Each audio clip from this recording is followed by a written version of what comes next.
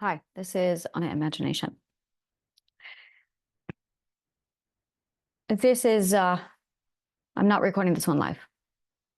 This is one I really needed to just sit back and I've been studying cells, DNA, and I'm a psychological scientist. And I have substantial data on the subconscious mind. It's an algorithm. It's a very precise algorithm that runs off of a logical sequence. DNA is a logical sequence. And I had a segment of epiphanies over the last week that's just been one right after the other. The first thing I realized was the role of the mitochondria, which that's a no-brainer. It produces energy. And when the mitochondria produces energy, it releases hormones, chemicals. It all happens inside the mitochondria. That's inside of your cell, inside of all of your cells, throughout all of your body. My fucking God. Amino acids are hormones, a type of hormone, a type of chemical that contains, in some cases, there are 9 of them, and 2 of them is oxytocin and dopamine. Dopamine is incorrectly mistaken as addiction, and this is not at all true. What I learned was in psychology referred to as pair bonding. Pair bonding is linked to how our DNA is actually created.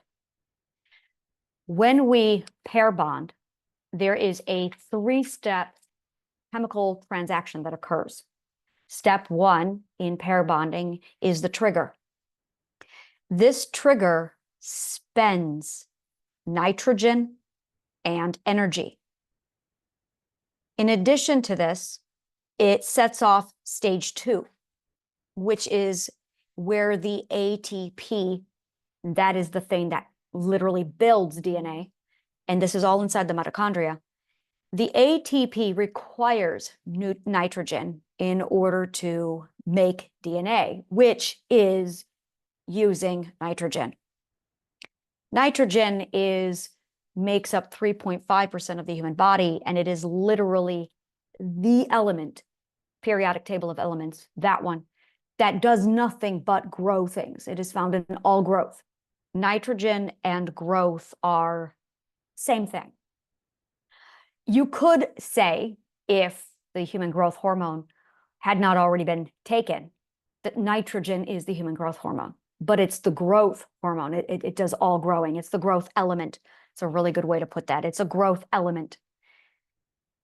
During pair bonding, this trigger, the sequence gets triggered, and the sequence is spend nitrogen and energy to produce nitrogen and energy, to use nitrogen and energy to make DNA and RNA.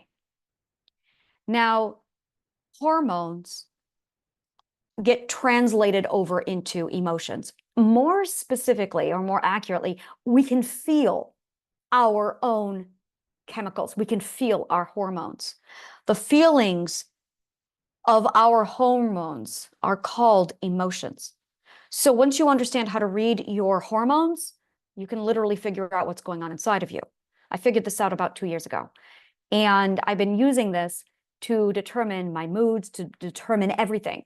Interesting that when I'm having these feelings, these physical sensations, I'm having these emotions. And I was able to track it down to what's going on a cellular level. And I was able to make the connection, which hormones feel like what. That's when I discovered that the feeling of love is literally the sensation of growth, or nitrogen. Specifically, love is the feeling of pair bonding, which releases growth. This set me off into a lot of data on what's going on a cellular level, and I discovered that growth is the building of the DNA and the RNA. So when we love, it is the feeling that we get when we are growing more DNA and RNA. When I arrived at this comprehension, I refer to it as the point of comprehension, time literally merged into one thing where past, present, future all happened at the same time, and suddenly time doesn't exist. There is no future, there is no past, there's only now, there's only now. And now is what I referred to as the 12 ethical perspective stages. Now, I know that there's going to be more nows on their way, but you're only ever in now. And once I achieved that status, that state of being, time became incomprehensible. It doesn't exist. It's ridiculous. Yesterday, and it is October 28th, Monday, yesterday, CERN released a report confirming that time does not exist. Their past, present, future all happens at the same time. In addition to that, I noticed over the last 2 years perspective shifts, and it felt like a rectangular room that I was inside of. The whole thing literally was an image of this rectangular room. If I were to say this properly, it feels like the DNA is literally the film, and your imagination and your visions are the projector of that film. And then as you are having visions, you are literally projecting your DNA film into your imagination, into your wall. That's what it feels like. That's what it looks like. When I was going over the last 2 years, I kept seeing these 12 ethical stages, and it was a sequence that goes like this. And these were these rectangular chains. Yesterday, I was looking at DNA, and it just dawned on me, holy shit, those are the 12 ethics. Every ethical perspective is a block of time within the actual DNA chain, which is only ever now. It's a cell. That is the film cell that I'm referring to. It's a film cell. So that when you are inside an ethical perspective, you are only allowed within that bit of data, within that moment. Manifestation is the writing of your own DNA. When you arrive at the point of comprehension, you gain a massive amount of understanding of this. You can see it. I am currently at the 5th round of the 12 ethics, at the 8th ethic. So I am officially 56 levels of consciousness in, that I am able to visibly see this and explain it and articulate it. I've been able to see it for a while, but it has to align with your ability to describe it because you understand it. So you have comprehension, you have visibility, you have feeling, and you have articulation. These are 4 stages of ethical progression that everyone has to go through with every single element. So there's going to be some elements where they arrive in your understanding, but you're only going to be able to feel them. That is your intuitive sensation. There is no other word for this. It's intuitive sensation. After that, you're going to see it, but you're not going to be able to articulate it. Then you're going to be able to describe it or define it. No, I'm going to say describe. The last one is finally naming it. These 4 stages always happen in the same predictable sequence as outlined by the 12 ethics. And the 12 ethics are constant, they are infinite, and they never stop. Every round is a description and a breakdown of the self.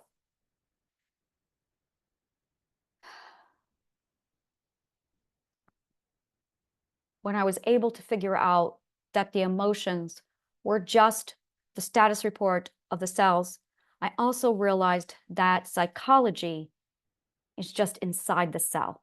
Psychology is inside the cell. Your intuition reads Mother Nature's equilibrium and then measures it in relativity to your cell. So your cell has to match Mother Nature's equilibrium. A lie occurs when you are writing your DNA chain, growing. And when you are doing that, the lie alters your DNA code. Lies literally rewrite your DNA code in the time that it is being written. Now, here's the problem. Love is the chemical, is the hormone that is creating the DNA. It is ATP itself. I would say love is the sensation that the ATP creates. Love is the ATP. And when you lie about what the ATP is coding, you are actually changing your code, but your ATP says A, but the code says B. These are now contrasting. Your cells are now misaligned. You're literally misaligned on a cellular level. This is why you should not lie. It's because you are changing your DNA so that it now contradicts the ATP. In the mitochondria, this is a really big deal. Because the love is the growth and the creation hormone, what's happening is the lie literally creates a malformation inside the DNA, embedding that malformation now inside the DNA. Everything from that point on in the DNA is now invalid, but you're still writing code. It has a shelf life of about 2,000 years for a societal code.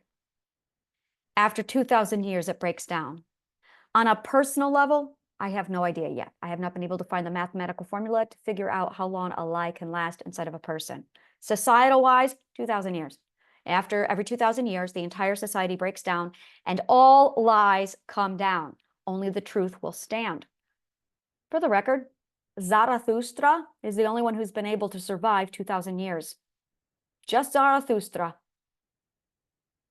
And philosophy, which is Zarathustra's work, which means Zarathustra's work is true because it's the only thing that's been able to last over 2,000 years.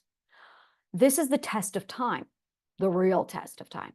If it can survive 2,000 years, then it's true.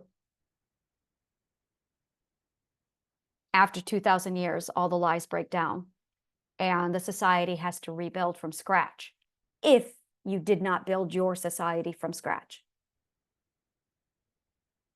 On a cellular, which is a personal level, when you are going through love, you are actually completing the pair bonding cycle.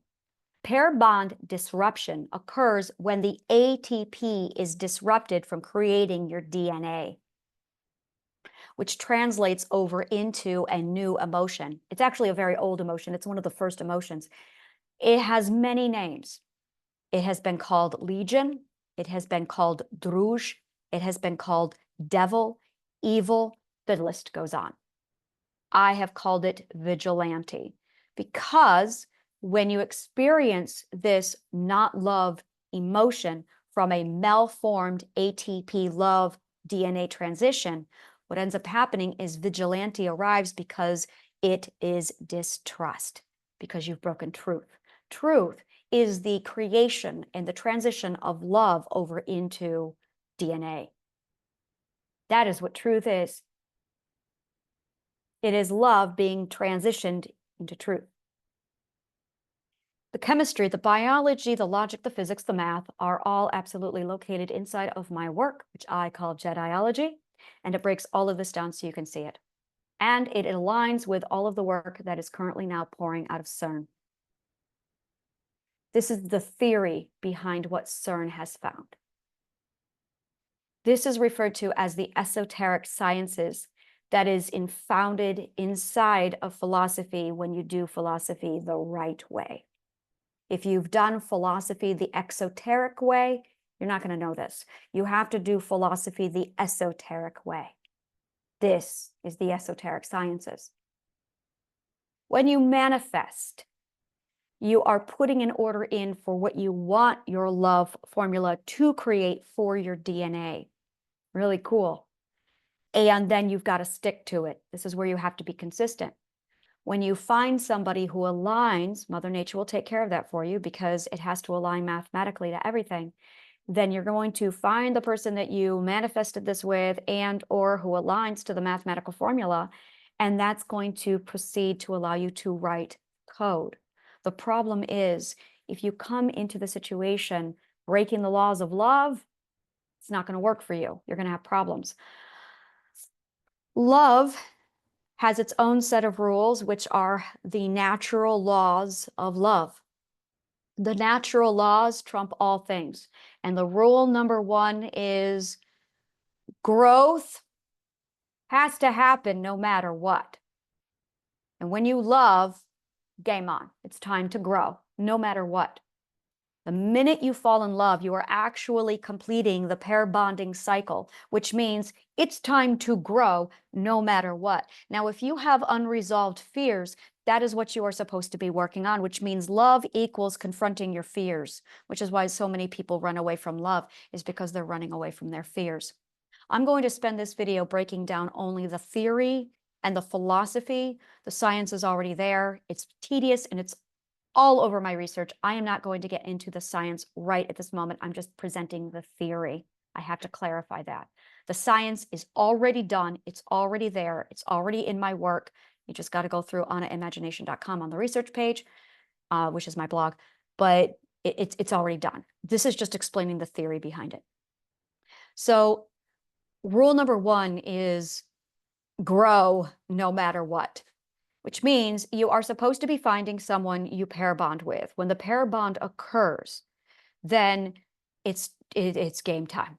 That's when Mother Nature says, okay, now it's time to grow. You have found someone to bond with. Now you have your fear trials, which could also be referred to as your love trials. Same thing. Fear is love. Surprise! Who knew? So apparently fear is love. And you are supposed to be growing through your trials. You have to go through your trials. The purpose of the pair bond, suddenly you really don't want to start dating until you are really fucking ready now, aren't you?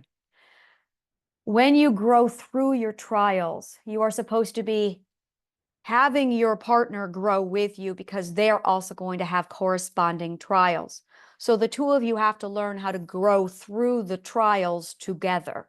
When you grow through your fear trials, you help each other navigate the fears so you get through it. Now, if you don't do this, you enter what I can only call hell on earth.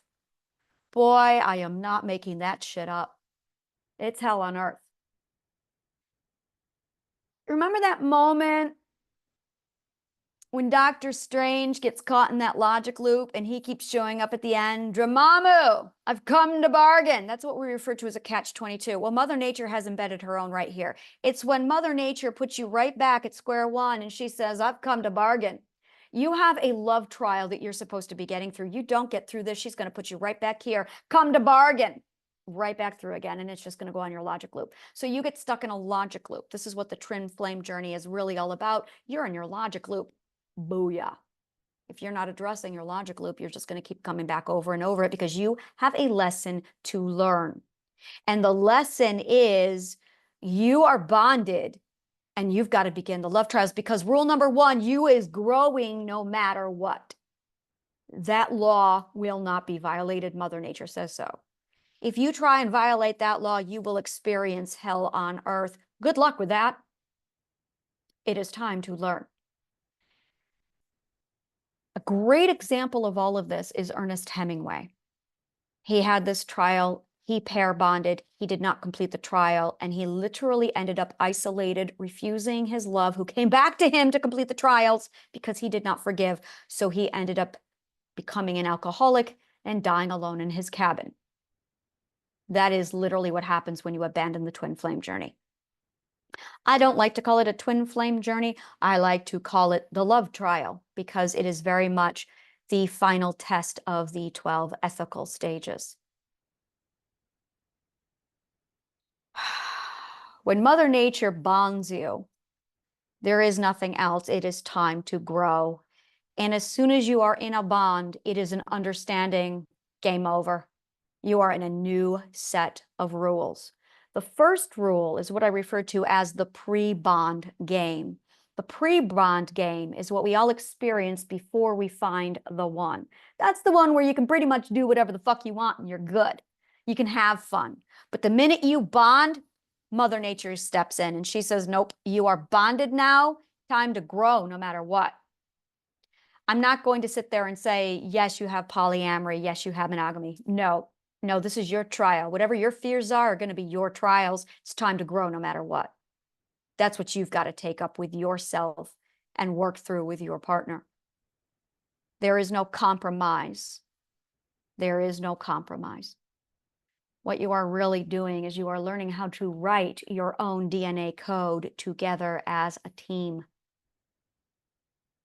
And it has to comply with the 12 ethics, and it has to comply with all of science and Mother Nature, which is the 12 ethics. As soon as you guys figure it out, you'll be fine, but you got to figure it out, which is what the 12 ethics do. It tells you how to figure it out. This is Mother Nature's laws for how to figure it out. It's literally the walkthrough of the trials. That's what the 12 ethics are. Every time you have a personal or a romantic trial, it's the 12 ethics walkthrough. This is how to overcome it.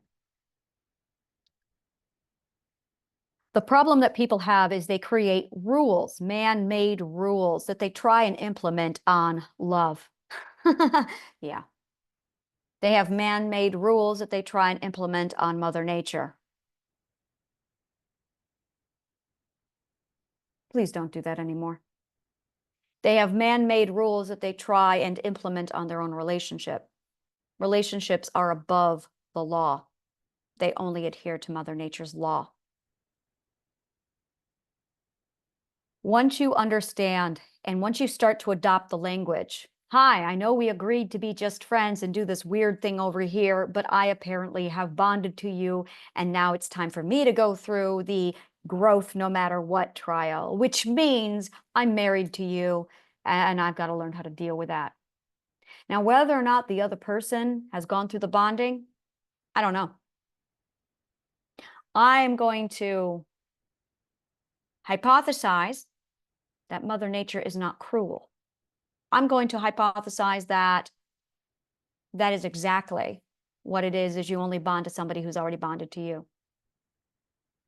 Which leads every person who's ever bonded with the question, is this real or is this the trial? So here's what you need to do. You need to assume that it's not the bond, because now you have to put it through the test to see if it's the real deal or not. So if you think you've bonded, you need to make your bonding all about you, which is the trial. And that is going to call them to figure it out for themselves. And if they don't figure it out, well, if you've done this right, you will have only bonded or put yourself in a situation where you have only bonded with somebody who's actually looking for a bond. But that's really, really, really, really important for dating apps now. Really important that if you are not looking for a bond, you should not be in the bonding pool. Yeah, it's no longer a dating pool. It's a bonding pool. This is something the Healing Garden is going to be building for you, is a bonding pool, which means if you're not looking for bonding, you shouldn't be in the pool. If you are not ready for this challenge, you should not be in the pool. If you have not done your fucking homework, you should not be in the pool. Because people are looking to bond here. It's suddenly a very DNA level serious situation. And if you can't get through the bonding pool, you shouldn't be fucking around in a bonding pool. Completely different ballgame. Because here is where Mother Nature weds you together and you get married, because when you find the real deal, game over. Like, really? Game over. This is where people are like in the dating pool, and some people are looking for sex, other people are looking for bonding, and then you've bonded with somebody who's just fucking around and now you're screwed.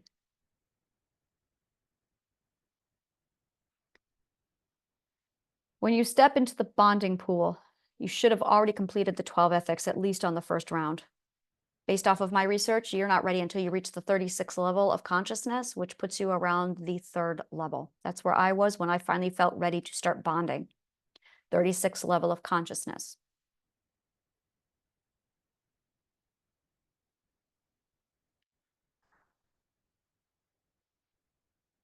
When you begin the bonding process, and it triggers it's time to grow no matter what, that's where the both of you need to step up and start going through the healing journey. But it's not the healing journey. It's the fear trial. The fear trials is every little dirty thing you have that you are terrified of, you need to walk right into. You are teaching each other what love is. That's what you're doing. You are teaching each other what true love really is. This is not for the faint of heart, because you cannot bail on them no matter what. You're Nakama now. You are absolutely solid Nakama. And this is where the entire process becomes a problem. This is called pair bonding. When you have pair bonding disruption, this is where you're going through this process and you bail on the process, and that leaves the person completely without any comprehension. Now you have addiction that starts. Addiction is when you have the pair bonding process and you're looking to continue the bonding and complete the bonding cycle, but there's no one present because they've left you. So you attach yourself to porn, alcohol, sex, gambling, pick your poison, doesn't really matter what it is. You are looking to nurture the lost or incomplete cycle of your pair bonding. This is not going to fix it. You need to go back to the beginning and restore the pair bonding that was originally disrupted. The problem is people have confused love and pair bonding with addiction, which they think is bad. So now they're looking at love itself, because addiction is love itself. It's just attached to the wrong thing, because you're writing your DNA code with someone else, which means you're writing your DNA code with a bottle of alcohol. You see how it's now a problem. So now you think, oh, this is incorrect. Actually, you got the emotions right. You have the substance wrong. You need to actually go find somebody to pair bond with. But they associate because they have learned that they can't trust people. And that's your fear trial. You don't trust people. That's exactly what you need to learn, which is exactly your trial. So you need to go back to the person who has agreed to pair bond with you and then continue the process. You have to reset it back to the moment when the pair bonding was disrupted. You have to go back to the point of pair bonding disruption. Now, I hypothesize that there are 3 types of pair bonding. The first one is parental pair bonding. The second type is friendship pair bonding. And the third type is romantic pair bonding. These are not the same thing. These are absolutely sequential. If you do not have a proper, healthy parental bonding, it's going to fuck up the foundation for the friendship bonding. If you do not have the friendship bonding taken care of, it's going to fuck up the romantic bonding. It does not mean you can't get through it. It means it's going to be harder for you to figure this out. You can still complete the romantic bonding without a parental bonding or a friendship bonding, but it's going to be gapped, it's going to be weak, it's going to be harder for you, it's going to be struggling because you are doing this out of sequence. If you have the right sequence, it'll be a lot easier for you. If you're out of sequence, it's going to be really fucking hard. So the difficulty level is literally going to be determined by you following the sequence. So imagine you're playing a Mario game and you're sitting there deciding which level you want to complete. There's a reason why they're locked before you go on to the higher levels. Same thing. A lot of people like to choose the most advanced level before they master the beginning levels, which is why life is hard. Because you haven't figured out how to play the game yet before you're on the boss fight. That's why. Once you realize that there's a sequence to life, the universe, and everything, you can go back to level 1, complete level 1, finish that, and then you can move on to level 2. Those are the people who don't complain that life is hard. Those are the people who have figured out that there's a sequence, and you just need to learn in the right sequence. There is a sequence for everything, because logic is logos, which is God, which is word, which is love, which is the common denominator, and is the origin. Guess what? Logic is the answer. Logos. Anyway.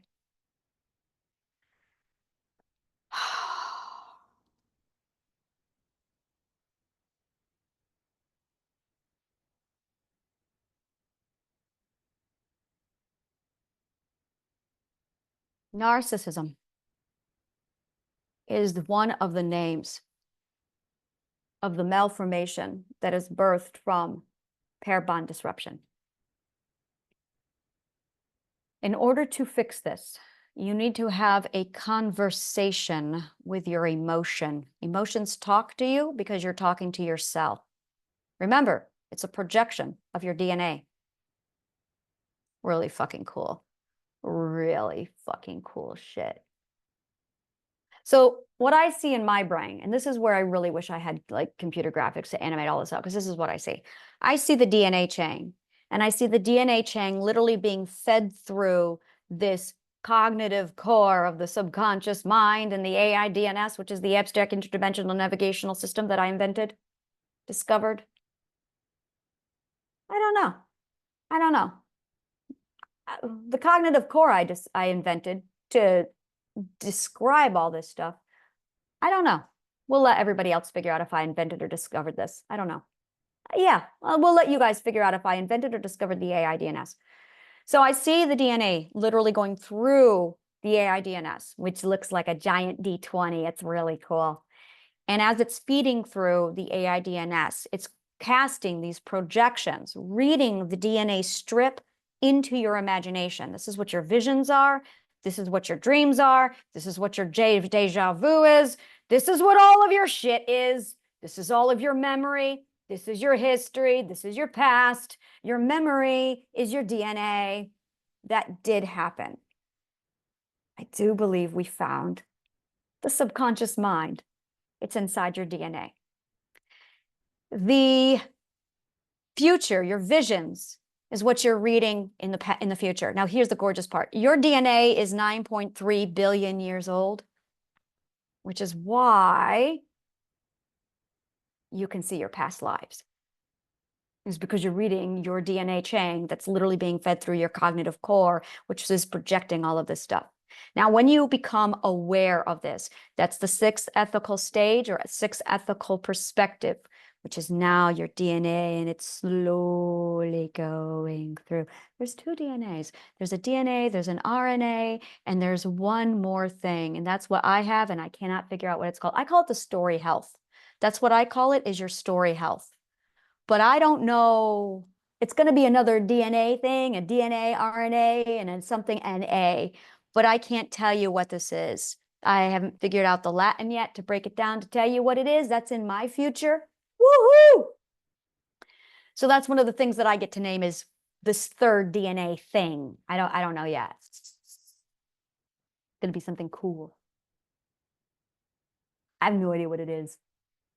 But it looks just like the DNA chain. It's amazing. Like I was looking at it the other day and it was like spitting it out. I'm like, oh my God, that's exactly what this thing looks like. It's the cognitive core. So we have a projector that literally projects. This is optic physics that literally projects all of this stuff right from our cells. So you are literally reading your cells. Your emotions are being translated from your mitochondria right over into your understanding, but you got to be able to read your cells. Cellular reading. That's what I do. I read cells on a subconscious psychological level. This is psychological science or Pythagorean psychology, which is located inside of the esoteric sciences. Really fucking advanced, awesome shit. So I get to figure out today what I'm going to call this other DNA chain that isn't DNA, because it's not RNA or DNA, it's something else chain. And that's what's being fed through. All of this produces the chemicals, which gets translated over into emotions, which gets translated over to your conscious awareness. Now, the conscious awareness does not come online until the fifth to the sixth ethical perspective. I don't like the term online. It's just becoming consciously aware. There's no conscious awareness prior to the fifth ethic. I don't know why, but there's no conscious awareness prior to the fifth ethic. And I remember being a child at that age. You're oblivious. It's a state of oblivion. Yeah, we'll call it oblivion. It's moving from oblivion to awareness. And that happens at the fifth to sixth ethic. By the end of the fifth ethic, you start to think something's going on. And that's when you hit the existential crisis. You only have one existential crisis. I hit my existential crisis when I was 12, 15, 12. So I was playing with my DNA chain. This makes so much more sense now. I was playing with my DNA chain, manifesting it and lining it up and making it and writing it the way I wanted it to by the time I was 5 years old. And I'd figured out how to move the dominoes. So by the time I was 8, the dominoes were the lineup of my manifestations that I wanted inside of my DNA chain. So by the time I was 8, I had figured out that I could write my own chain, not realizing that that's what I was doing. By the time I was 10, I realized that if I spoke what I had written, it came true. I learned that the hard way. And then when I was 15, I was very obsessed about making sure that logic and words were accurate because I found out what happens when they're not. So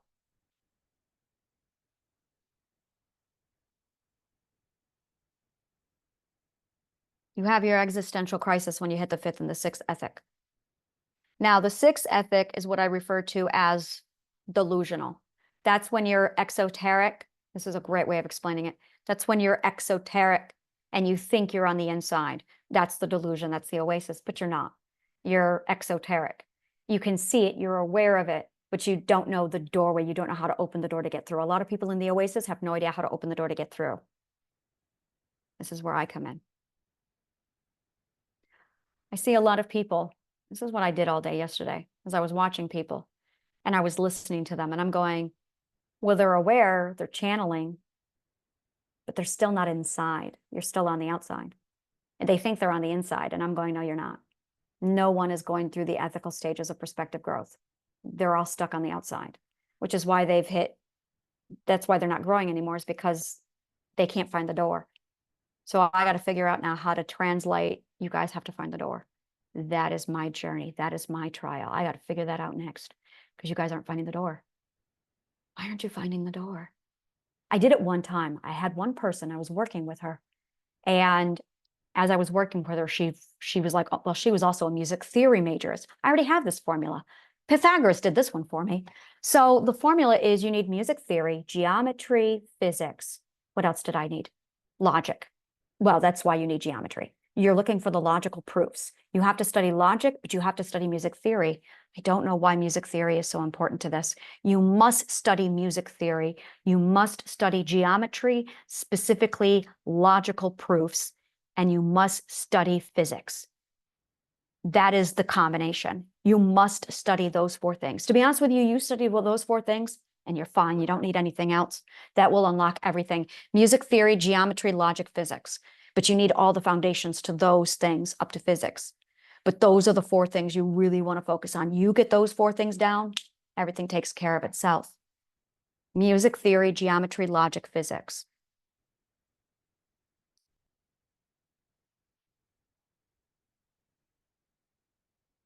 Everything else is consequential to those four things. But if you don't have those four things, if you miss one of those four things, the whole thing won't work. That's the God code, by the way. That's how you unlock genius, and that's how you open the door. That's how you open the door. That's the door. That's the door. That's it right there. You have to study music theory, preferably musical composition. Now, I was also doing algebraic equations. So I don't know if the algebraic equations were also part of this. Is where I need to actually do, I need a lab and I need a control group. So it's music theory, algebraic equations, geometry, logic, and physics. And then once you do those things, that unlocks your gorgeous brain. It's beautiful. And that opens the door. That way you can enter into the esoteric sciences. That is the door of the esoteric sciences. You do that and you open the door. And that's where I've been frustrated as I'm looking at the world going, everyone's exoteric. Why aren't they coming inside? And everyone's doing this stuff, but it's all exoteric. And I'm going, no one's coming inside. And I can't get anybody inside. And I managed to get one person inside, but she was a music theorist. She was studying opera, music theory, composition. And then I introduced her to logic and it turned it on. As soon as I introduced her to logic, she was able to turn it on and she experienced the first perspective shift into the sixth ethic. And she was like, what the hell happened? And I'm like, nah. And we went through it. She had the exact same feeling in her spine. It turned her brain on. And she was like, what is this? And I went, now you're in my world. Welcome to the esoteric side. Now, and that's it. That is it exactly. Or was she in the seventh? See, now I want to say she was in the seventh. Because she was able to see the matrix. She was able to see the networks.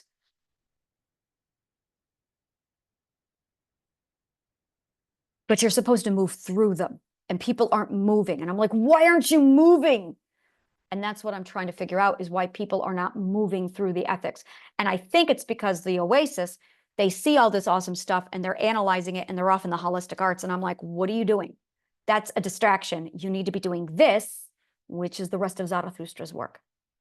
So I'm going to go ahead and leave this here. I've got a lot to condense. I got to figure out what I'm going to call this extra thing. And we'll go from there. All right. Thank you so much. May the kindest of words always find you.